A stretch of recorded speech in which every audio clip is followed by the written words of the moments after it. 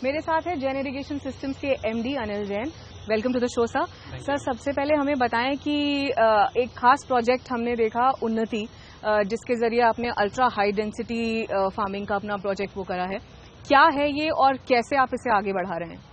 Ultra high density mango plantation का मतलब है कि 1 एकड़ में पहले जो करीबन फार्मर 40 या 50 पौधे लगाते हैं, उसकी जगह करीबन 600 पौधे लगाए जाए और उससे फार्मर का जो प्रोडक्शन है, उसकी जो उपजाऊ है, वो करीबन 3 से 4 गुना बढ़ जाती है।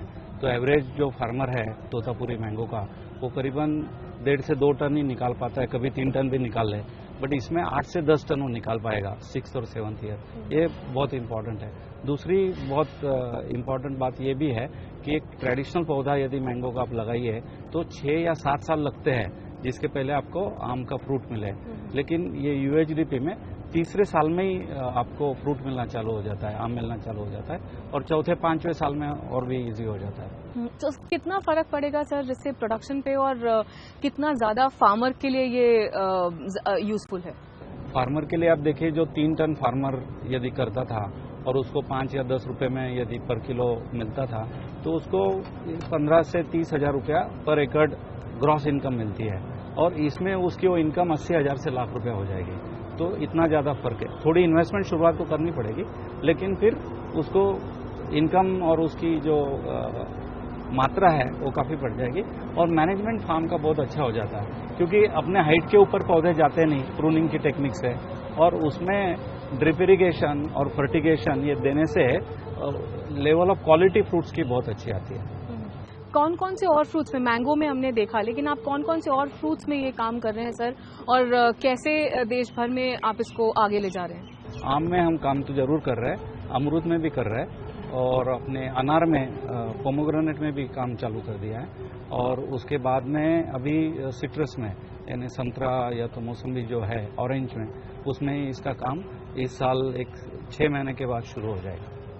कौन कौन से इलाकों में ये काम हो रहा है और कैसे, जैसे आप बिगेस्ट सप्लायर हैं कोका कोला के लिए, तो कोका कोला को आप क्या क्या सप्लाई इसमें से करेंगे, और उनका जो विजन है 2023 तक एक $1 बिलियन माजा को बनाने का, ब्रांड बनाने का, या उनके मिनट मेड को और आगे बढ़ाने के लिए, तो वहाँ किस तरह से आप लोग प्लांट्स कैसे नए लगाएंगे, किस तरह का इन्वेस्टमेंट कर रहे हैं? इसमें ऐसा है कि हमारे आज जो हम लोग यहाँ है चित्तूर में, आंध्र प्रदेश में, यहाँ 2 प्लांट है और महाराष्ट्र में जलगांव में हमारे और 2 प्लांट है। तो ये 4 प्लांट से आज हम सारा मैंगो का प्रोसेसिंग करते हैं, कोको कोला को देते हैं और करीबन 50 देशों को एक्सपोर्ट भी करते हैं। और दूसरा, हम लोग एक एडिशनल प्लांट अगले साल तमिलनाडु में उडमलपेट में लगा रहे हैं, जो कोयम्बटूर के नज़दीक है, और उसके अलावा उसके बाद आंध्र प्रदेश में कर्नूल में और हमको मैंगो प्रोसेसिंग का और नया प्लांट लगाएंगे, और जलगांव जहां हम हैं महाराष्ट्र में, वहां हम एक्सपांशन करके पोमोग्रेनेट और गुआवा यानी अमरूद जो है उसका प्रोडक्शन वहीं एक्सपांशन करके करेंगे। ऑरेंजेस की बात करें, इंडिया में बहुत सारी जगह अलग अलग किस्म का ऑरेंजेस होता है, कहीं कीनू बोलते हैं, कहीं संतरा बोलते हैं, तो किस तरह से आप इंडिया में ऑरेंज को वो कर रहे हैं? कहीं बाहर से कुछ कटिंग्स लाए हैं या क्या किया है आपने?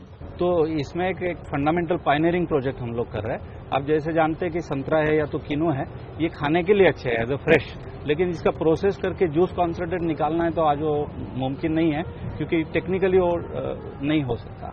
और इसमें आज जो इंडिया में ऑरेंज जूस बिकता है उसमें मोस्टली बाहर का, प्रदेश का ऑरेंज जूस कॉन्सेंट्रेट इंपोर्ट होता है। तो अभी ये जो चीज़ चेंज करनी है, जो बदलाव लाना है, उसके लिए हमने 7 साल पहले ब्राज़ील से कुछ वैरायटीज़ लाई है, और उसमें जो वैरायटीज़ इंडियन क्लाइमेट को, इंडियन सॉइल को जो सूट होंगे, ऐसे वैरायटीज़ का भी चयन किया गया है, और ये वैरायटीज़ अभी हम उन्नति द्वारा इस साल से फार्मर्स को देंगे।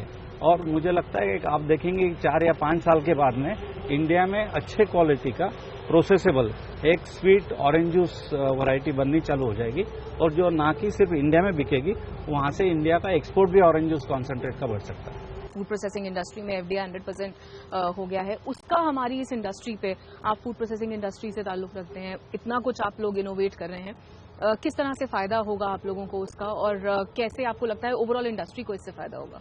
नहीं, ओवरऑल इंडस्ट्री को इससे फायदा होना है, क्योंकि उन्होंने बोला है कि 100% एफडीआई वो अलाउ करेंगे जहां भी जो मैन्युफैक्चर है इंडिया में प्रोड्यूस करेगा, तो उसमें मेक इन इंडिया भी आ गया, और इंडियन फार्मर्स जो है उनको एग्रीकल्चर सप्लाई चेन के तौर तरीके से वो जो लोग आएंगे उनको और सिखाएंगे ताकि उनकी भी प्रोडक्टिविटी बढ़ेगी, तो वो बेनिफिट ओवरऑल सारों को होने वाला है। हम ऑलरेडी मेक इन इंडिया कर रहे हैं और मैंगो प्रोसेसिंग में we are already largest in the India. दुनिया में सबसे ज्यादा हम मैंगो प्रोसेस करते हैं, अनियन भी प्रोसेस करते हैं। तो वो स्पेसिफिक ये पॉलिसी से जैन इरिगेशन का ऐसा स्पेसिफिक बेनिफिट नहीं है, बट ओवरऑल फार्मिंग कम्युनिटी के लिए ये पॉजिटिव रहेगा।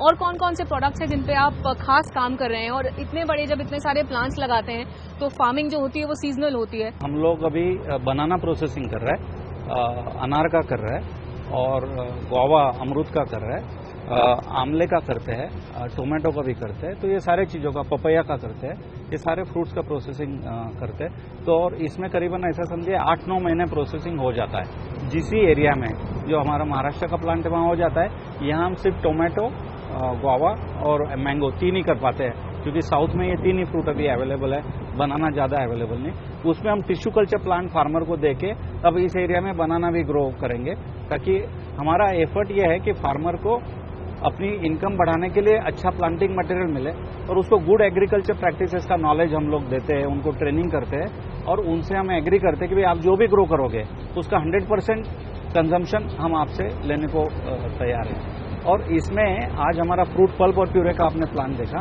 इसके अलावा हम अनियन डिहाइड्रेशन और वेजिटेबल डिहाइड्रेशन भी करते हैं और इसके आगे स्पाइस प्रोसेसिंग करने का भी मानस है, जो अगले साल से हम करेंगे।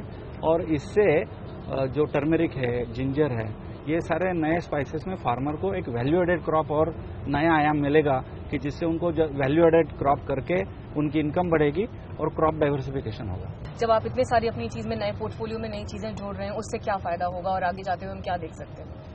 हमें इसका बेनिफिट यह है कि जैन इरिगेशन में जैसे हम कोई फार्मर से मैंगो ले रहे हैं तो हम उसको ड्रिप इरिगेशन भी सेल कर सकते हैं। तो एक 2 वे रिलेशनशिप बन जाती है कि हम उसको कुछ दे रहे हैं, हम उससे कुछ ले भी रहे हैं। तो दोनों तरीके से बिजनेस बढ़ता है, हमारा भी बढ़ता है, उसका भी बढ़ता है।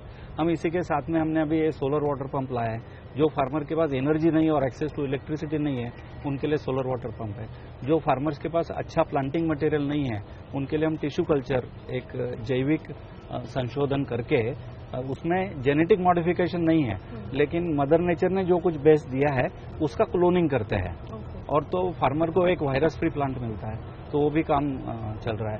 और ड्रिप इरिगेशन में ऐसी हम नई टेक्नोलॉजीज ला रहे हैं कि जिससे फार्मर को कम से कम पानी यूज करना पड़े। और जैसे सॉइल जो होती है अपनी मिट्टी, उसमें मॉइस्चर कम हुआ तो ही फिर उससे इरिगेट करना पड़ेगा। तो इसमें पानी की मात्रा करीबन 60% से ज़्यादा बच जाती है।